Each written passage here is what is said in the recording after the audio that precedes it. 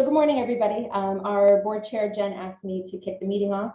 She was unable to be on right away. She had a conflict. I'm going to go ahead and share all the documents for the meeting today. You should have received them in your email, and Carrie Ann just sent an updated to one of the items she had forgotten to attach when she sent the packet out the other day. I asked you to give me a little, I'm just back in the office today for the first time in a week. My whole family was quarantined.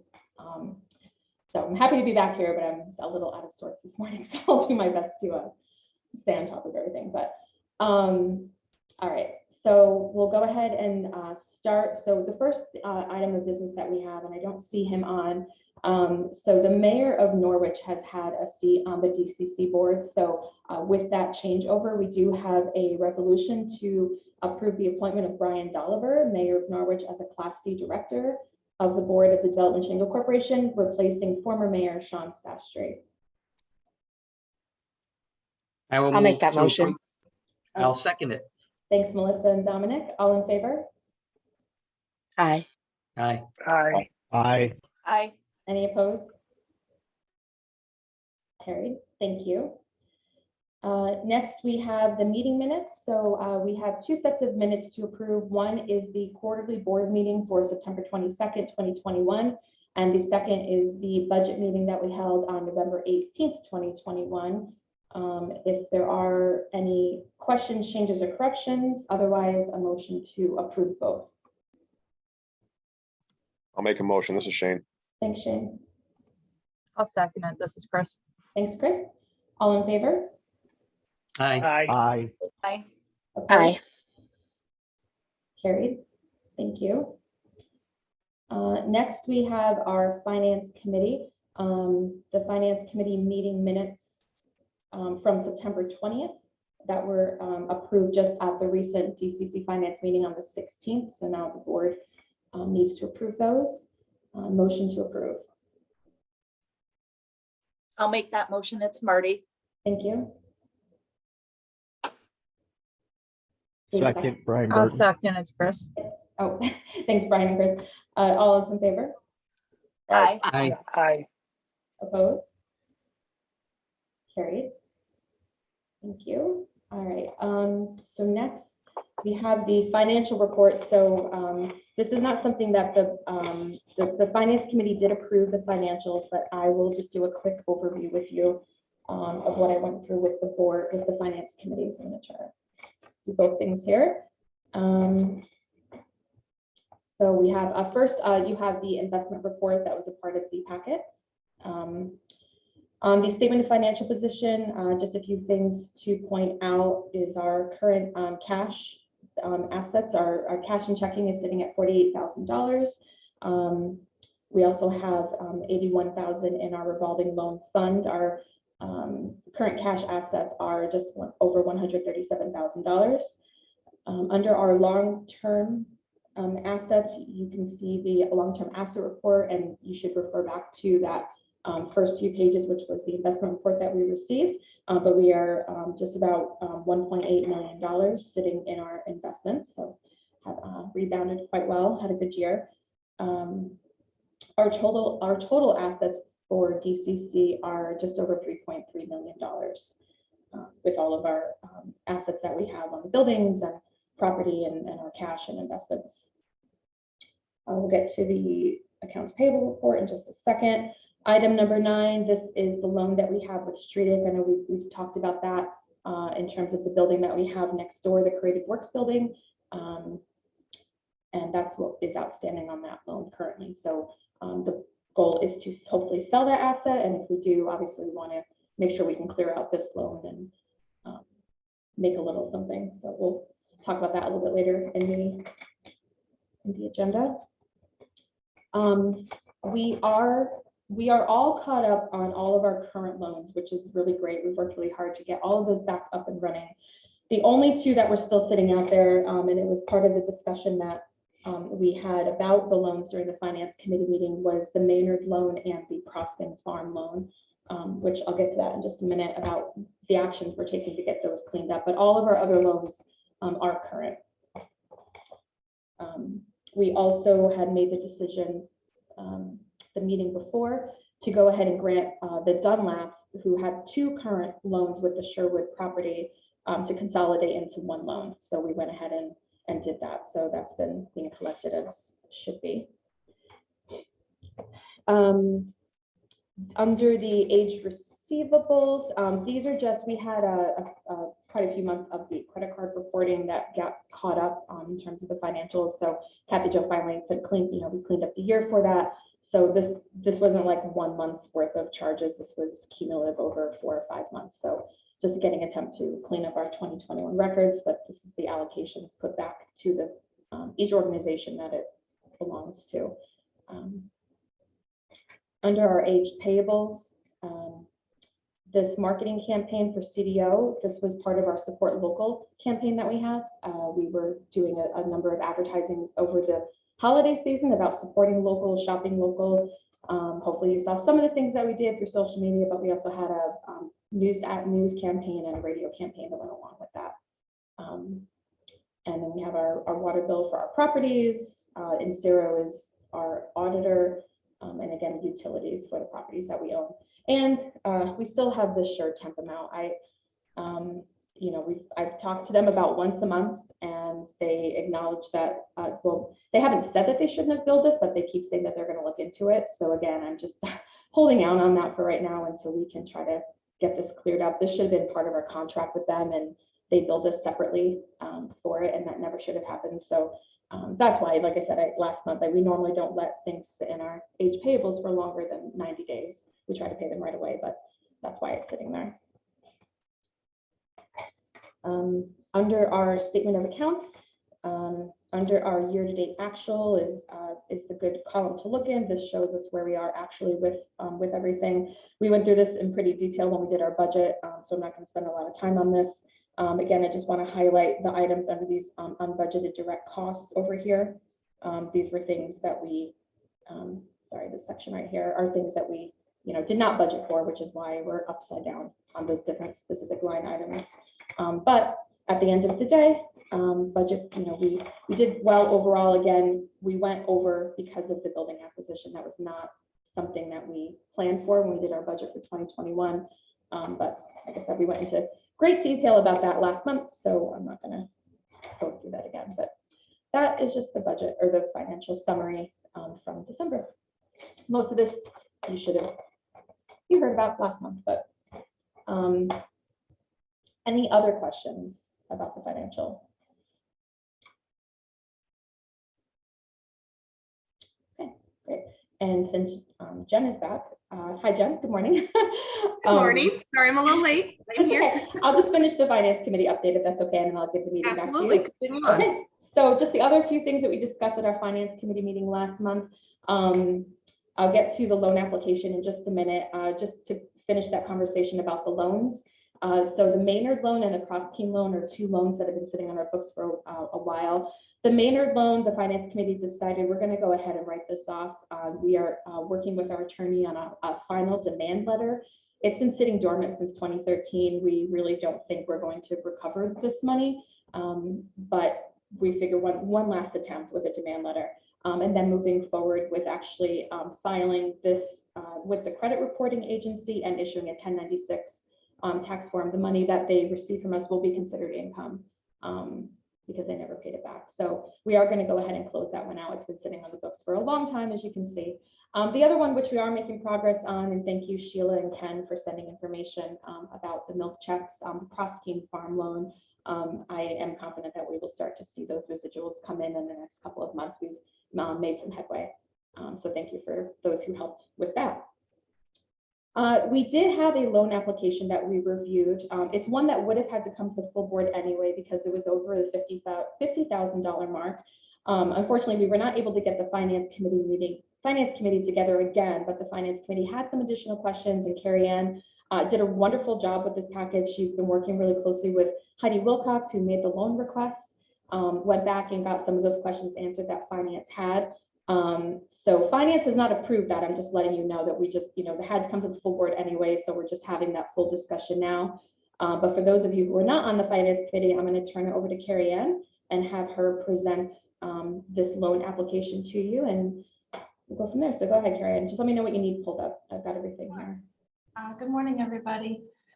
So we actually received the loan application from Heidi Wilcox the last week of November. She is seeking a $75,000 loan for the acquisition and operation of a hair salon located at 128 Hoboes Lane in Norwich. That location currently houses Reagan's Hair Salon.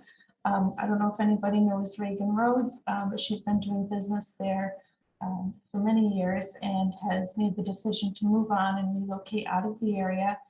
As a result, she and Heidi had discussed Heidi purchasing the salon. She is willing to sell it for $65,000. So the extra $10,000 that Heidi's requesting for the loan is for basically initial startup costs to help her gain some supplies and what she needs, as well as putting some money aside for any unexpected things that come up. So let's see. She, at the time of the application, she did not believe that she had any personal funds to contribute toward the loan. However, one of the things that has changed since then is she has explored other options and realized that she can take out a personal loan of up to $20,000 if needed. So she is now able to contribute some funds of her own. And that's kind of up in the air depending on what the decision is that's made with her loan. The salon is, like I said, it's located right here in Norwich. It houses 3 different booths, technically 4, for cosmetologists. Heidi plans to occupy one of those booths herself. She plans to rent out the other 3 booths, so that will create other positions within the salon. She currently has 1 booth rented. Each booth would bring in an income of about $300 a month. So that would be a total of $900 once she has all of those booths filled. In addition to that, whether it's relevant or not, she had listed that she would also be employing 2 part-time contractors for landscaping and snow removal. She's currently employed at the New York State Vets Home. She's been there for 27 years. She does have experience with cosmetology, going all the way back to 1994 is when she was first certified through the state with her cosmetology license. She most recently recertified for that this past year. She's been cutting hair at the New York Vets Home for the last 2 years during COVID, especially considering all of the circumstances. Everybody there has really appreciated her service of being able to provide that to the residents. It was recently brought to my attention by Heidi. She is planning on actually staying with the Vets Home part-time until she gets the business up off the ground. She's hoping within a year or so of having the business open that she will be retiring from the Vets Home. I don't know what her income will look like at that time as far as her retirement goes, but that is something that she did divulge. Please excuse me as I'm trying to make sure I cover everything here. Did everybody get the email for the addendum to the loan summary? There was an attachment that has, I guess I should back up. At the Finance Committee meeting, when this was originally proposed, there were some additional questions that everybody had that I did not have the answers to at the time. So the addendum that Carrie has graciously put up for me includes that information. I was asked to try to acquire copies of current utility expenses from Reagan Salon to see what the utilities actually run. So those documents were provided to me. They weren't really the best quality scans, so I did put together this little spreadsheet to make it a little more clear and easier to read. So that information is there. I was also asked to include whether or not she did in fact have a cosmetology license. As I already covered, she does. And Could you put the addendum back up, Carrie? I'm sorry. You're fine, whatever you need. This part? Yes, thank you. And again, I also touched on the fact that the personal funds, she does now have that available if needed. So I guess, does anyone have any questions? And she had it, just to add to it, good job, Carrie Ann. She does have a Sorry. strong, no, you're doing great. She does have a strong credit score, and we would be the only lease, like we would have the first position on the building and any equipment in terms of support for the loan. Hi, this is Melissa. I just have two things. One, I noticed that the booth rental is listed as an FTE. They're not technically her employees, right? If they're renting space. Correct. Okay. And the second was, did she attempt to get a mortgage through a traditional channel before approaching us? That is something that I honestly don't have the answer to. I think that she had just heard through the grapevine about, the business assistance loans through Development Chenango, and she wanted to seek that option. I'm not sure if she had applied or not for a standard mortgage.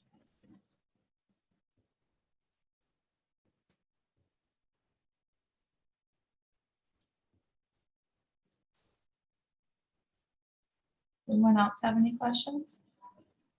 I can just jump in really quickly from the vantage point of the finance committee. I think the extra information you got is very helpful. It's good to know that she does have some potential liquidity available if need be. I think that was one of the concerns, is that, should any bumps in the road come up, if she didn't have access to any personal funds, that was a concern. So again, I'm still not sure we'd want to significantly reduce the loan amount, but just having those excess funds is good. Also, the fact that she will continue her existing job, so there's income coming in until this is really up and established, absolutely makes me feel better about this than the first time we had a discussion. One thing I wasn't sure about, how long were we looking to go out on this loan? Because I know that was one of my concerns. I think in some of the cash flows she had done, it almost seemed like the payment she was assuming was looking like a more traditional mortgage, where we were looking at a much shorter term. So there were some concerns on how high that payment could be. And I'm not sure if you addressed that, I might have missed it. Sure. We haven't really gone into detail about the term of the loan. I did give her estimates of, if she went out the max of 7 years, what that payment would look like, which I don't have in front of me, but if I recall correctly, I believe it was give or take around $900 a month. So, the terms could be played with. But it is my understanding that 7 years is the max. Is that correct? We've traditionally gone, we've gone as much as 10, but that's been for the max of 100,000. So I think the last couple loans of this size were about 7, but that's up to the board.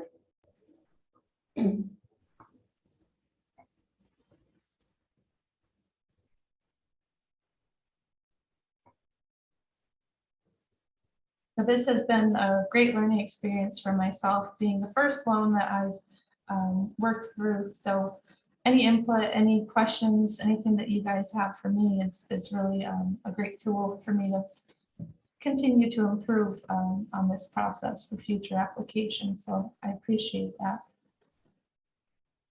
You've done a great job researching. Thanks. Does anybody else have any questions? And those from finance that had questions before, or continue to, I don't know if you're want to think about it a little bit more, or if you want to refer it back to finance. It's up to the board how you want to proceed. I'd like to refer it back to finance. I'll make the motion for that. I'll second that. All right, all in favor, I guess, of taking this back to finance for further discussion before we make a decision? Aye. Aye. All right, any opposed?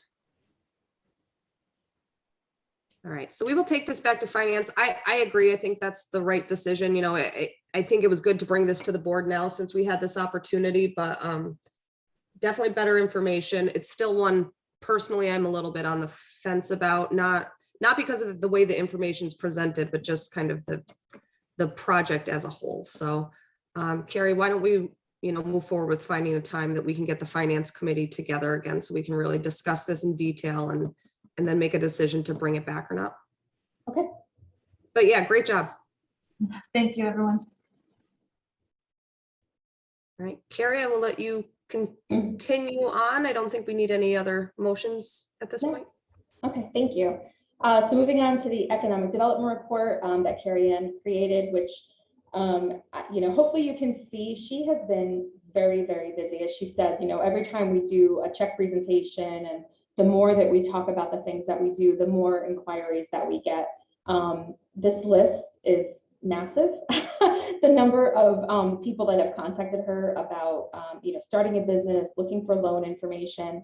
She's doing a really wonderful job also tracking this. We, big part of what we do, having that data to go back on, how many people are we talking to? How many are we helping? At what point in the process do they actually submit a loan application? If we lose them, why?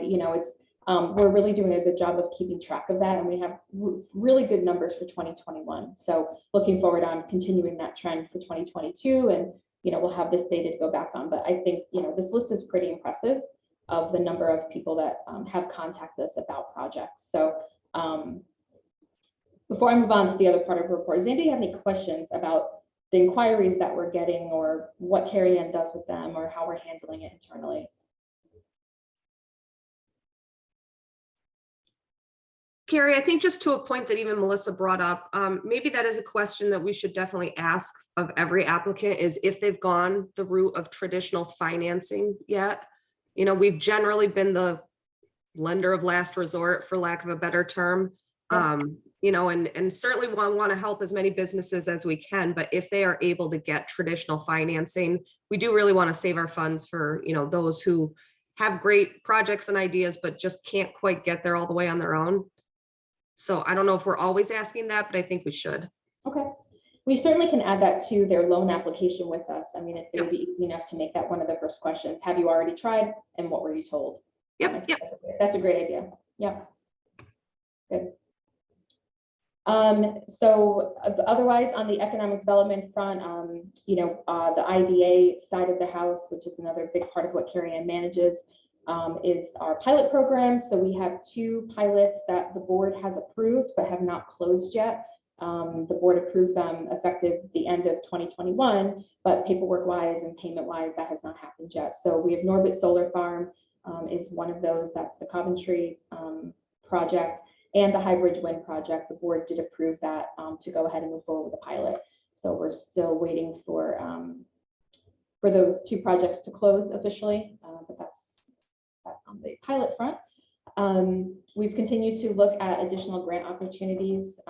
Actually, Carrie Ann did a great job working on we actually did the IWC RFP for the broadband grant for Norwich. They actually were awarded that at the county board meeting on Monday. IWC is Terry Potter's, if he's still on, Terry Potter's company. And Carrie Ann did a wonderful job working with Terry and his team on that. And, it's another one of those services that we can offer in terms of grant writing, RFP support. And we were very happy to be a partner in that. So kudos to Carrie Ann and taking that on and getting it done in a short turnaround. This is Terry. Carrie, I just want to thank Carrie Ann. She did an excellent job and was very patient with us, and it was very well written. So, and we're not the only ones saying that. So thank you, Carrie Ann. Thank you, Terry. It was my pleasure. In addition, Carrie Ann just noted some of the things that she has been doing to support both the IDA and DCC boards. And some of the updates we've been trying to keep our website as up to date as possible. We'll now make the change on the DCC board, unless she did that yesterday. I know she was working on the website yesterday to update, to put Brian Dolliver now as the mayor rep instead of Sean. Also, just a reminder, if you have not signed up for your ABO training yet, I know Carrie Ann's emailed a couple of times to those who need to get that. Either you have not done it since you've joined the board, or you're out of that 3-year. You have to get it done every 3 years, the ABO training through the physical training through the ABO.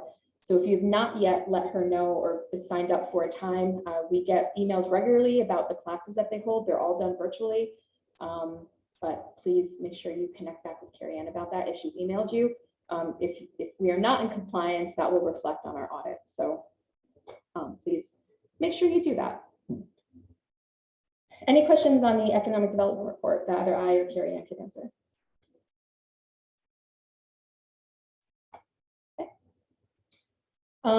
We just talked about the pilot applications and all that. So the only 2 things I want to mention under some of the work that we're doing on the economic development side of the house.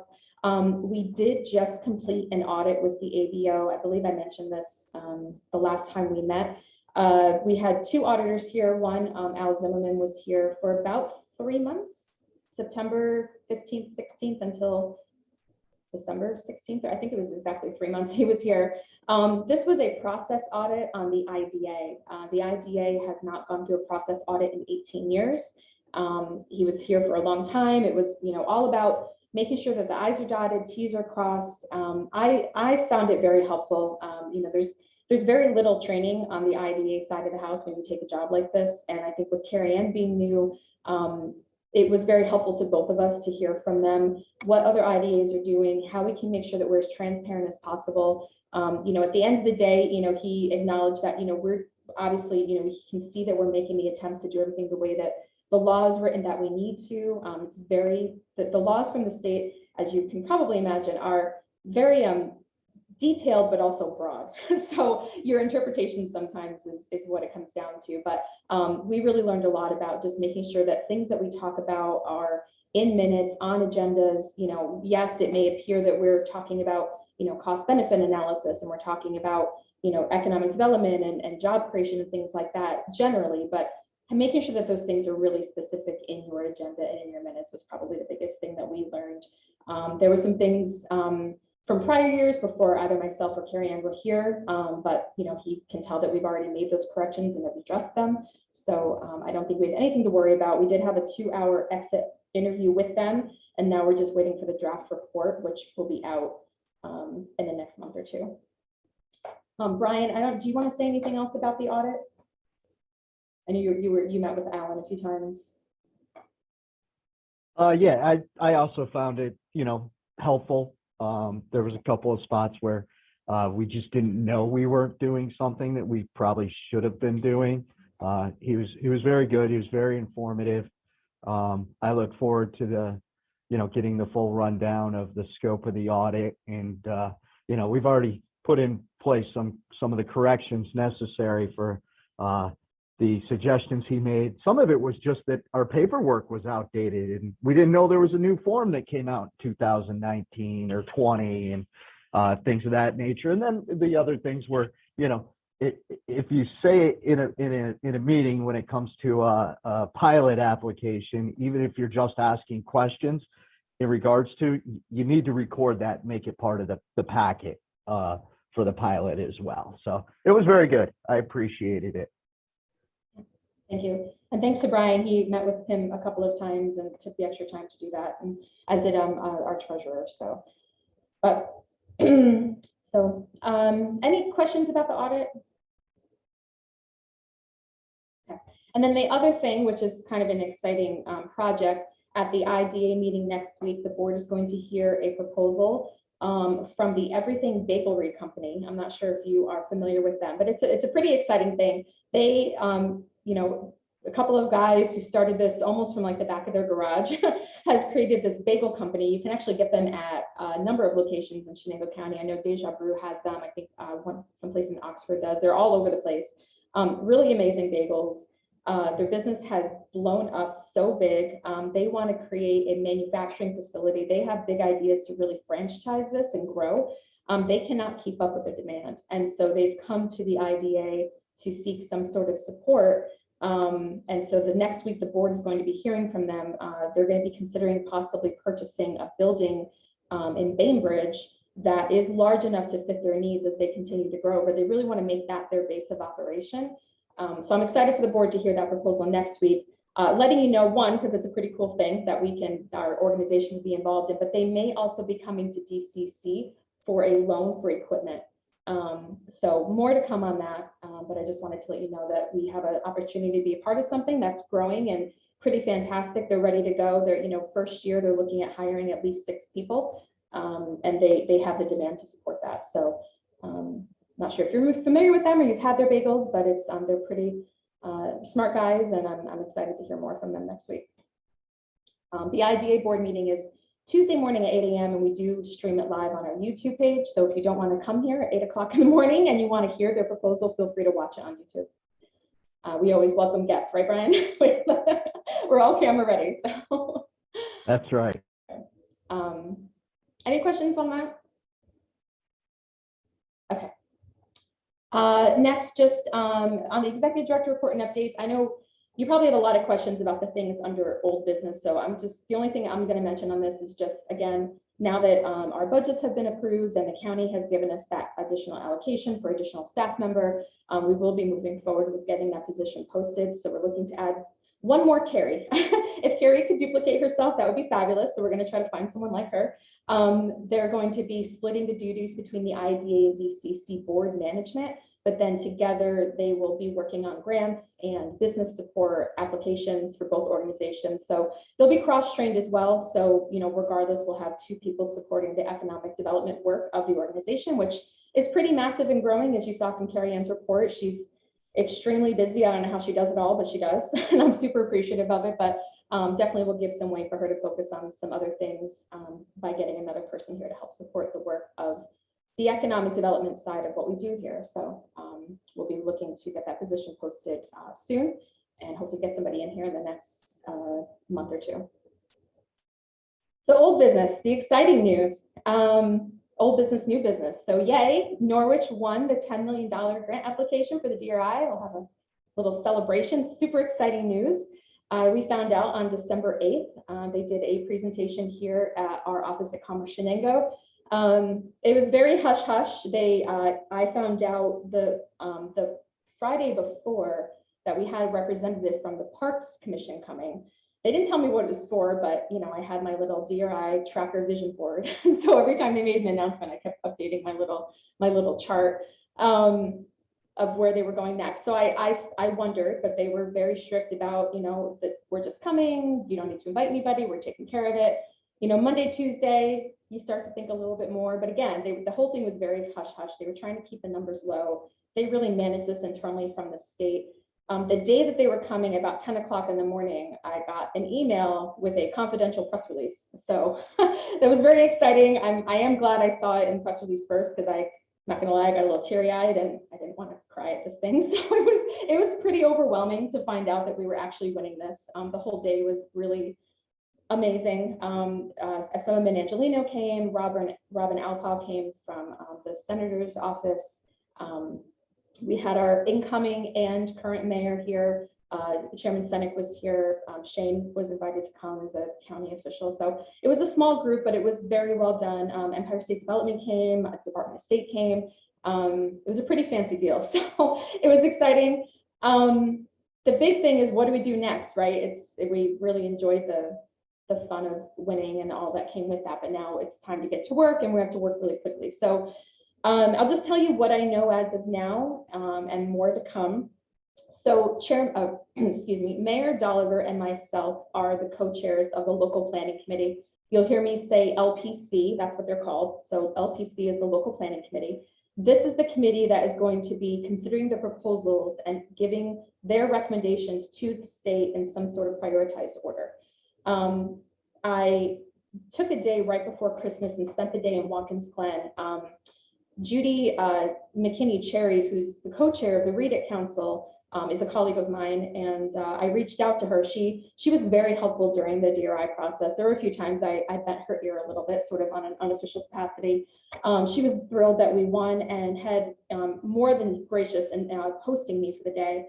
I went up, I met with them, I met with their planning director. Judy had my position, so she was the the entity that wrote the application for Schuyler County for Watkins Glen, and she also served as co-chair with an incoming mayor. So it very mirrored what our situation is right here. So I spent the whole day with them. They went through everything that they went through, you know, lessons learned, things they wish they knew before, ways to make our life a little easier.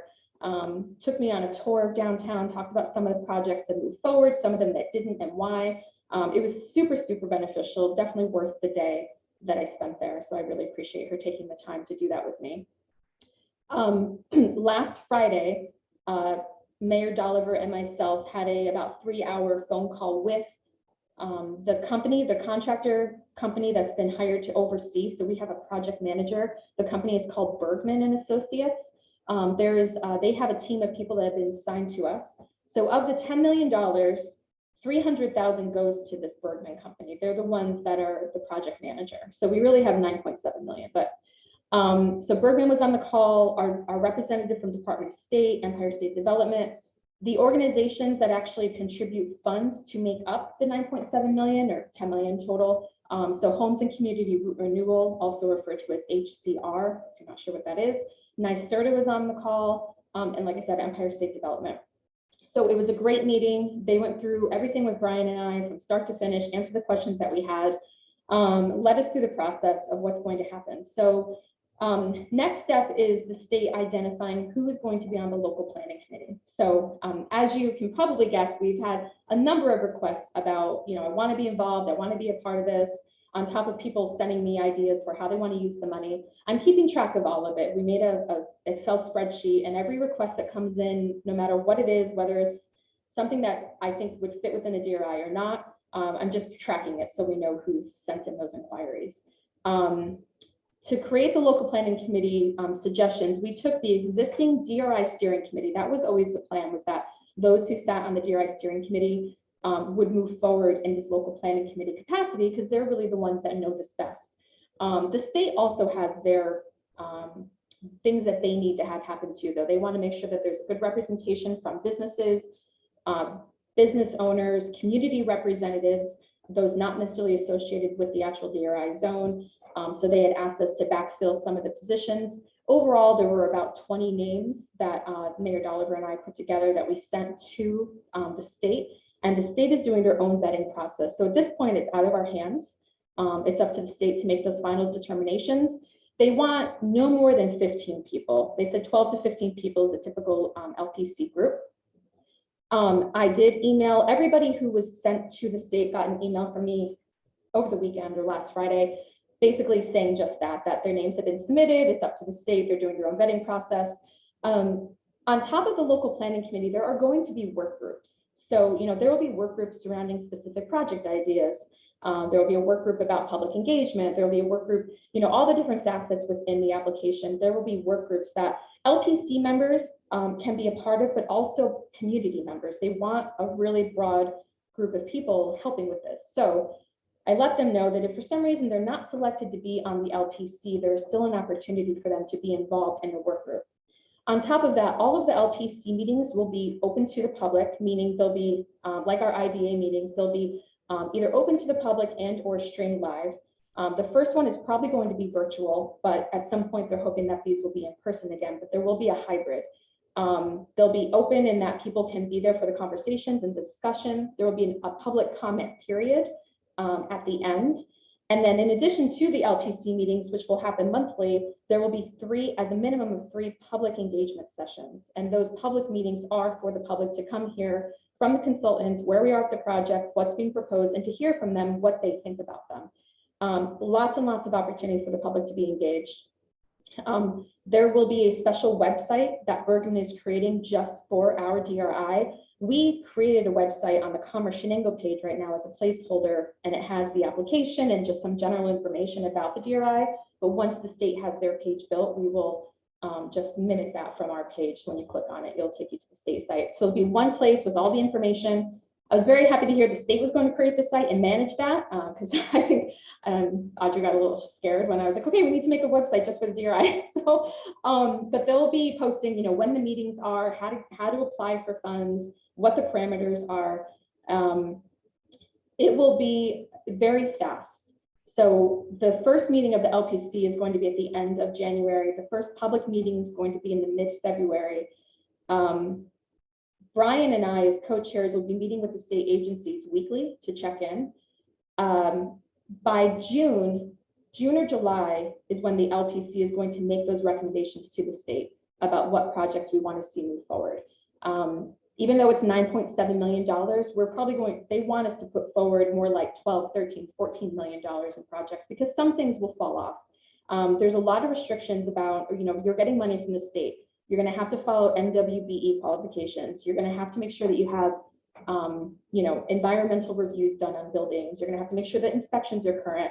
You can't just use Uncle Bob to do your roof because he does really good work. You're going to have to use a certified contractor. And when I met with Judy, she said that's where a lot of their issues came in. People didn't realize that they'd have to do that, even though as much as they said that it was a reimbursement, people didn't understand that. They didn't want to put the money up or they didn't have the money. A lot of their construction, the figures that they used were really lowballed and they weren't actual. And the issue Watkins Glen had was they sort of straddled the COVID pandemic. So when people started putting in applications, it was in 2019 and then 2020 hit. And then all of a sudden, as everybody knows, those construction costs went through the roof. So, but that's where Bergman will help us. I think we have some really great resources to make sure that what we're looking at is as close to possible. And there's just a lot of public information that's going to have to be given out. So, we will do everything we can. We'll use every resource at our disposal to make sure people know about when the meetings are, to get that public engagement piece. That was something that Watkins Glen said they did very well. They had, during their 6-month course, they had about 100 people attend various meetings. And that was considered very good. Watkins Glen is sort of the premier, this is how you do this. So, when you look at all the DRIs that have been given in the last, 5 years, they're sort of the aspire to be this. So that will be a really great connection for me to have and to be able to talk with them. I just talked for a lot. I know you probably have some questions. I'll stop right there and see if you have any questions I can answer right now.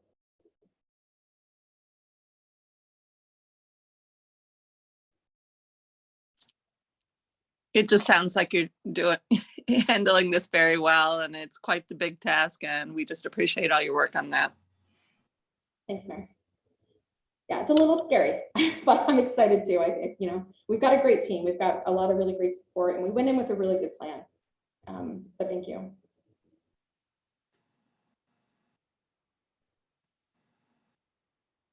Okay. So if there are no more questions about that, again, I'll continue to update as we go. We'll make sure we use our, oh, Dominic, did you have something?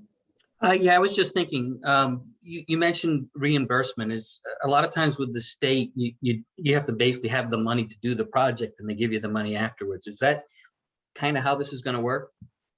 Yeah, some of this will be reimbursement. And I did reach out to, we need to talk with our local banking institutions to see what sort of support they can offer. I had a very brief conversation with Aiden Hannon about it. When we first won the application, he asked, what MBT could do to support us. And I said, well, there's gonna be a lot of reimbursement. I think that's something, our local banks could really, really help out with. I don't know what that would look like. We have not had more of a conversation, and definitely not since I had this meeting. But a lot of it will be a reimbursement. I don't know. I don't know enough about it to know if you actually have to show the money in your account before you get the award.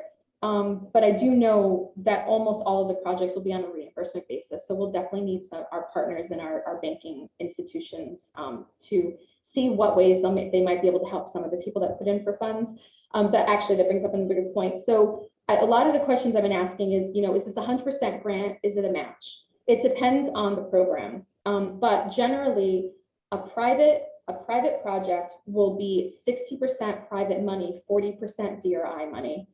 Municipal and nonprofit projects is eligible for up to 100% of the DRI. That's generally how it goes. Not to say there aren't exceptions to be made, but it's a good standard they said to share with people.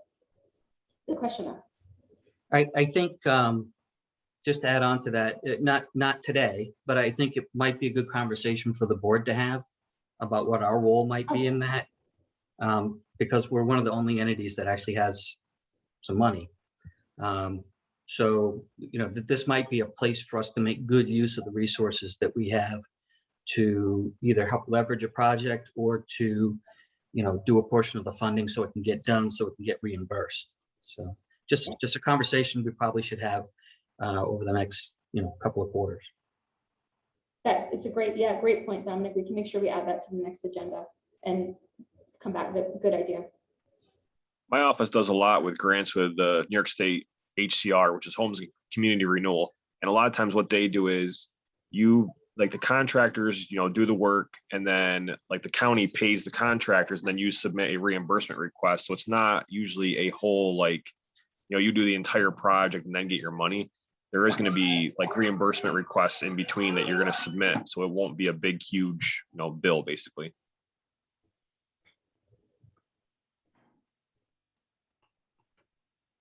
Yeah, Carrie, I'll just add that, to your point of having a lot of specific requirements and not using Uncle Bob to fix the roof and all those type things, whenever we deal with reimbursements, that's the biggest thing, is that everyone is following essentially all the rules. So there is no question that those funds, will come back at the end, because that's the biggest risk, that if we loan the money or a bank would take, is that they didn't follow the rules and they are no longer eligible for that reimbursement, and they might not have the ability to repay it without that. So it'll be really important to kind of follow all the guardrails that they put on this from the state. Yeah, and we'll make sure that we, that was something that Judy had said too, just make sure when we start putting out, because there will be an open call for proposals. So yes, there were a number of projects and ideas and initiatives in the application, but there is a period where you have an open call for proposals that other people could put in ideas, as long as they fit within that DRI framework, those sort of like 6 transformative opportunities that we discussed in the application. And there's an opportunity for the committee to review those. So making sure that, the application, it's really specific and they're signing off that, yes, I understand if I get this money, I have to X, Y, Z, those sorts of things. She said, just make sure you're as detailed as possible with that. You're still going to have people that say, I didn't know, nobody told me, but if you haven't signed off on it, she said that was something that they wish they had done in the beginning. So I think we'll definitely take that and add that to what we're doing. Yeah. Any other questions about the DRI right now? Other than a general yay? Okay. All right. Oh, one thing I did want to address just with this group here, I know many of you are locals and have your ear to the ground. There was an article in the Evening Sun last week about a conversation at the Joint Council about the issues with the city water supply. As clear as I can say, this money is not being used for that. That was not a conversation. I had that conversation with Mayor Dolliver. I had it with Mayor Sastry. I did not have it with Ed Pep, but I thought the conversation we had was being, port relayed, but it was not. And then unfortunately now it's been in the paper that this is a consideration that the city was going to apply for money to do their water project.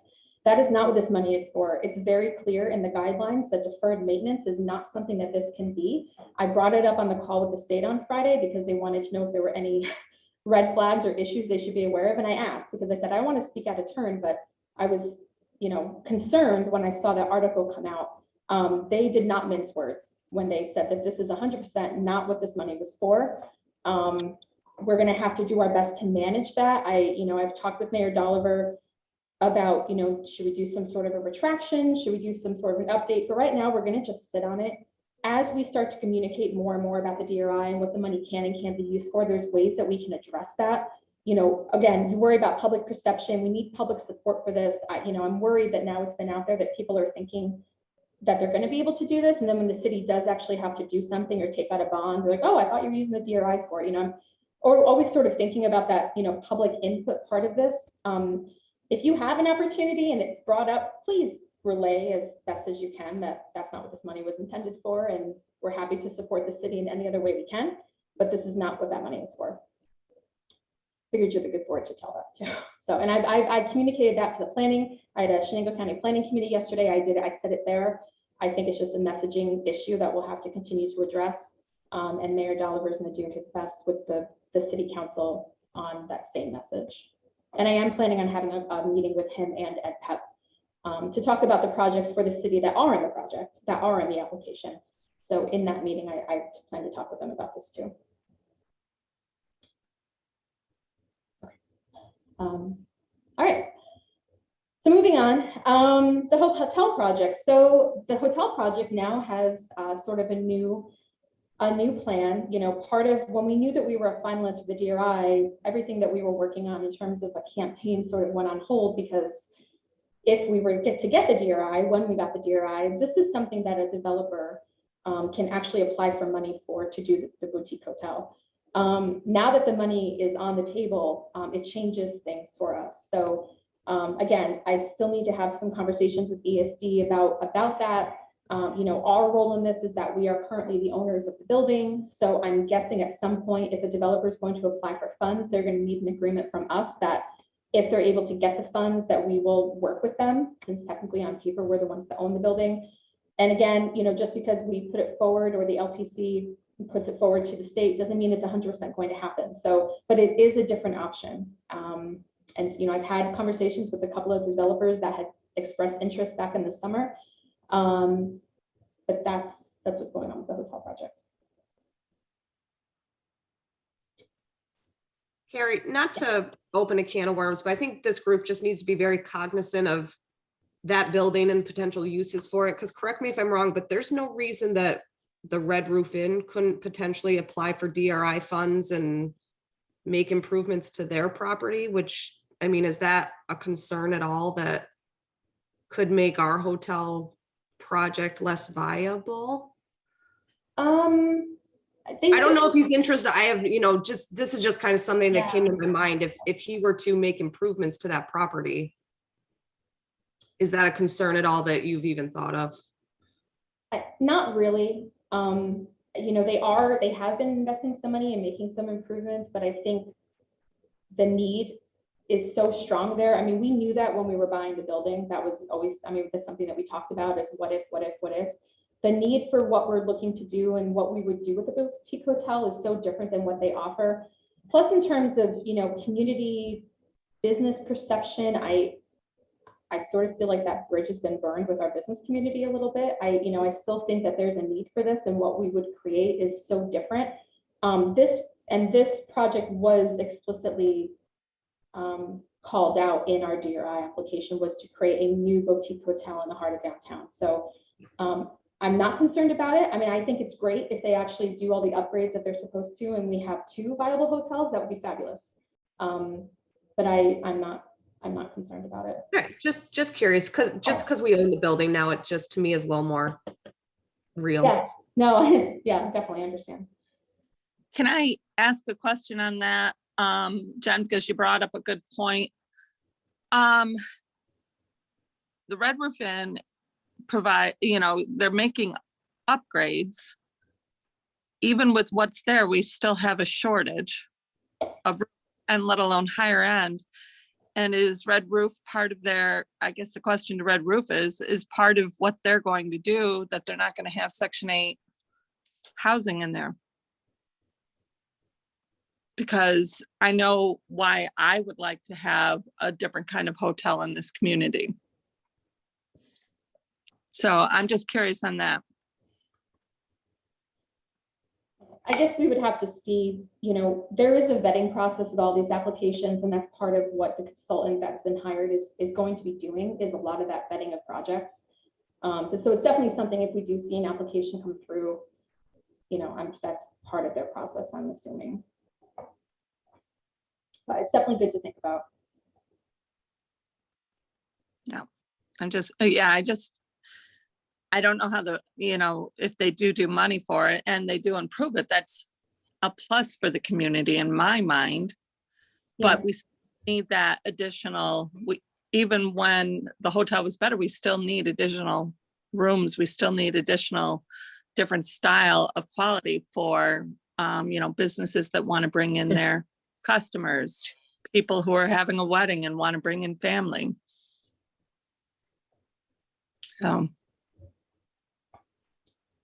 Melissa, did you want to say something? I see you. Oh, I was just going to say, you know, the they have been awarded state grant funding before and, you know, weren't able to use the money. I think there were some issues. They may not, the state may not consider them for funding because of that history. Yeah, that's a great point. That's a really good point, Melissa. Yeah, definitely good things to keep in mind, though. It's definitely in the back of our head. Thank you. So the only other thing under old business is, so the Creative Works, the current leaser that we had was Jill Craft and Creative Works. The Creative Works board, I don't know if they're going away or something happened with their organization, and Jill Craft is no longer going to be an operator or the leaseholder. So the lease that we have on file is with her. That has it expired at the end of the year. Kate and Tabitha, who are the current business operators there now, we've been working with them to continue the lease agreement with them. They have a lot of great things planned. One of the things you might have seen in the news was about the PBX, the book exchange, is going to be moving over to that location, which is pretty awesome. We were able to help that out through the Chenango Foundation by taking them under our umbrella to help them get started. So what we spoke about with the finance committee was, you know, I had a conversation with Kate and Tabitha. This sort of hit them last minute. They did not know that this was going to happen. You know, taking on a lease, the amount that it was just a lot for right now. So when I spoke with the finance committee about it, you know, we looked at what the expenses are, and what the finance committee decided was that as long as our payment to Stratic was getting covered, that we could give them a few months to see if they're going to make a go of this, because they don't know. They don't know if on their own. They have a few different people that they're looking to bring in as renters. This PBX thing is one. They have somebody who does yoga, I think, who's going to be renting out space coming soon. They just need a few months to kind of get their feet on the ground and move forward by taking this on. They definitely don't want to leave. They're happy with where they are. So I did go back to them after speaking with the finance committee and offered them a reduced lease for 6 months at $1,100. Our payment to Stratic is $1,022. They were overjoyed with that. They were very happy. That gives them 6 months to really see if they can make a go of this. You know, understanding that on the DCC side, we're going to lose some money over the next few months because of the, you know, the utilities part of the business. But, you know, when talking about it with DCC, it's better to have somebody in there than a vacant building. It also will help us in terms of selling it to have a current renter. So we're finalizing that lease agreement with them, but we are able to keep them where they're at by helping them out for a few months. Any questions on that? Okay. I see it's 9:15, but just a couple more things, if you can stay with me. So under new business, so the Sherwood, the Mike LaCroche, he has closed the Sherwood. He is still making payments. He has not missed a payment yet, so payment on the loan is still current and active. We have another new person who now wants to work with the Dunlaps and actually purchase the building. Right now, what happens is the Dunlaps own the building. They're releasing it to Mike LaCroche, and that's who is running the Sherwood and Green. This person wants to actually purchase the building. The Dunlaps want out. And he has come to me asking if DCC will support. I said honestly, you know, I'm going to have a really hard time convincing the board to invest a third time into this building. Like, this is, you know, we have a lot of money tied up into that. I said that you know, we had a meeting coming up. I would bring it up.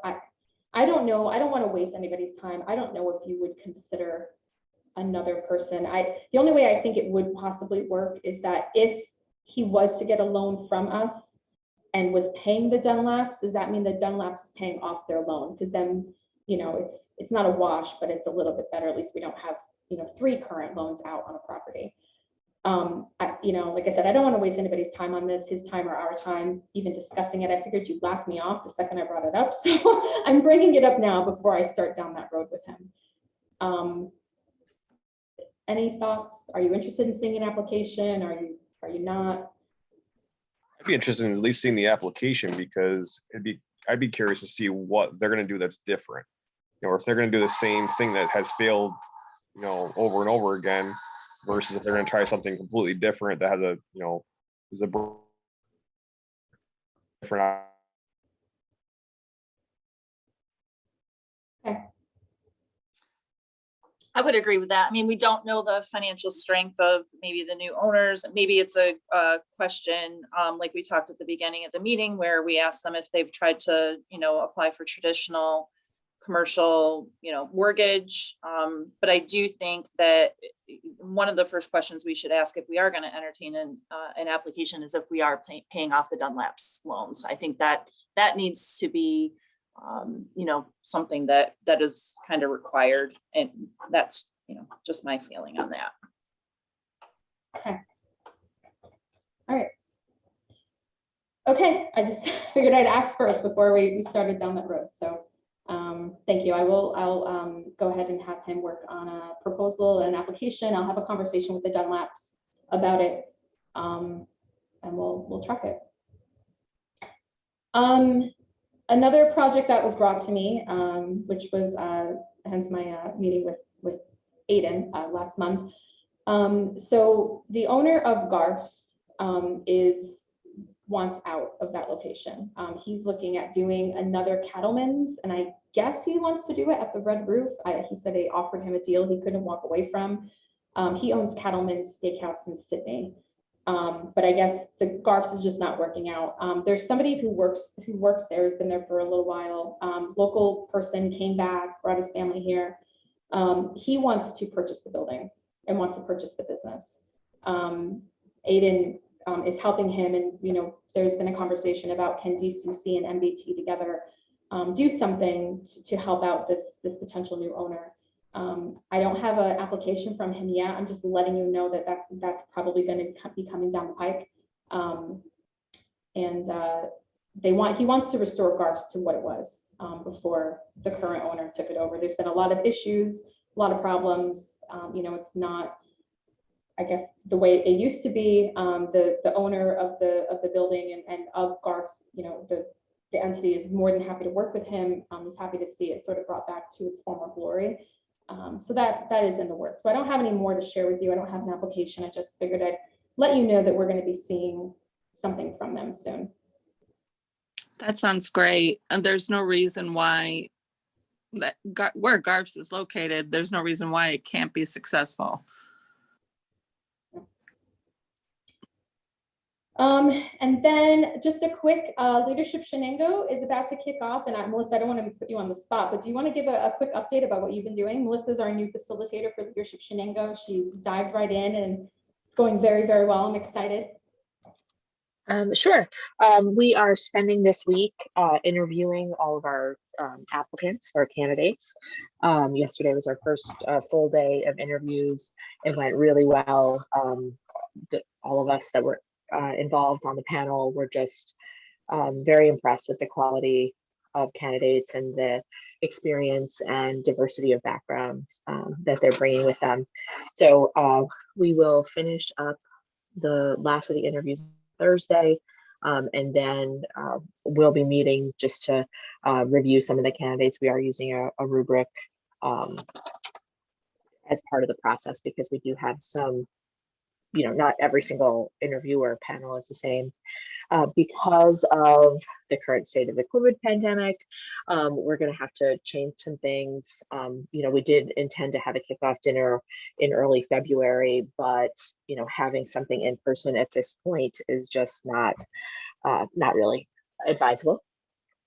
So we're going to be doing the orientation via virtually. We've already talked about some ways that we can make that a little bit more engaging for the participants.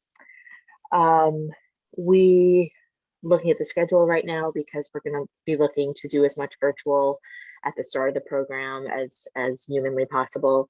That may mean stripping out some of the facility tours and things like that until later in the year when hopefully it's safer and those organizations and businesses might be a little more amenable to people coming in. One of the things that we are talking with each of the candidates about is the fact that in order to get the full experience, there are going to be places that we want to visit that are going to require vaccinations and or COVID vaccine or COVID testing before we're allowed entrance. Everybody has been amenable to that so far. And we'll just, we'll evaluate on a case-by-case basis if there are people who have issues, because we want to make sure that they get the full experience out of the class. And it may be that they need to wait to a future class to be able to do that. So happy to answer any questions. I think that sums it up for where we are right now. Thank you. Sorry to put you on the spot. No worries. How many, I'm sorry, Carrie or Melissa, how many applicants this year? We are right at 22, I believe. Thank you. That's great. Yeah, they were kind of slow going. We were getting nervous there, but then all of a sudden we just got like a flurry of them right before Christmas. So, but yeah, it's exciting. Glad that this is kicking off. Yeah, and I'd say everybody that we have interviewed so far, it was a clear yes. So I was definitely very excited. You can imagine a day full of virtual interviews like that. So it can be a little draining, but all of us that were involved were very excited at the end of the day. And then just under new business too, we will be starting, we've already been in touch with our auditor, Insiro and Company, who did our audit last year for the first time for DCC and the IDA. It was a 3-year agreement so that we didn't have to keep going back for an RFP. They've already been in touch and they're going to be starting their work here middle of February. So Marty, treasurer, they might need to reach out to you at some point, just sort of a heads up that that's going to be starting, which leads us up to our annual meeting, which is in March. And Dominic had something to share. Dominic?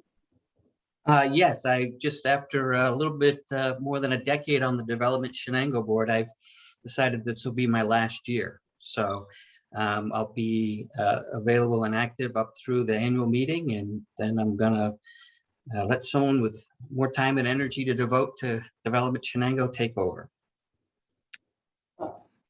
I'm pretty sad about it. Dominic's been great.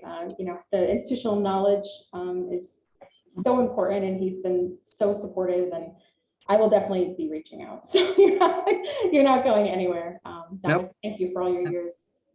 Dominic, you'll be greatly missed. I've learned a great deal from you over the last several years and have appreciated everything that you've done to help build our board. Thank you. Thank you, Mary. With that as well, we're getting to that time of year where all of our boards are leading up to their annual meetings, which are typically in March and April. So we, like last year, we did an open call for people interested in serving on the boards. We provided some information about what each board does. We created a nominating committee that consists of the chair and vice chair of every board, and we sort of talked through people that were, you know, interested. So just putting that out there, whether for this board or the foundation board or the commerce board, you know, we'll be looking to do that again. Every board has their own way of actually nominating and picking board members, but it's, you know, we'll be putting out the open call here soon for people who are interested in getting more involved. And we got, you know, we sometimes get some new people that are interested in getting involved. I think we picked up Luke that way. So happy to, you know, you never know, you cast a wide net and you see who might be interested. So, but Dominic, I don't think at all you'll be easy to replace. So thank you. And that's all I have, Jen.